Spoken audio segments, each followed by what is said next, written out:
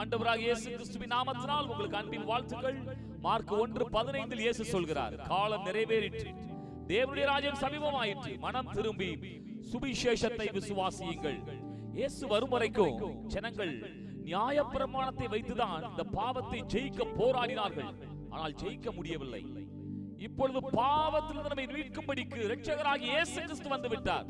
ஆகவே தான் இயேசு சொன்னார், காலம் நிறைவேறிவிட்டது.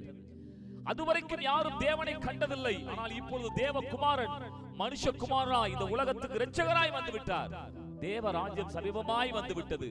ஆகவே தான் இயேசு சொன்னார், உங்கள் சுய முயற்சியை விட்டு விடுங்கள். இதுவரைக்கும் நீங்கள் செய்த காரியத்தை எல்லாம் நீங்கள் மறந்து உங்கள் மனதை திருப்பி இந்த நல்ல செய்தியை நம்புங்கள்.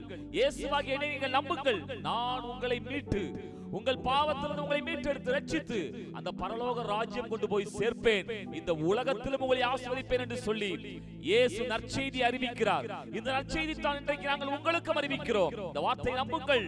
கர்த்தர் அந்த வார்த்தையின்படியே உங்களை ஆசீர்வதிப்பாராக. ஆமென்.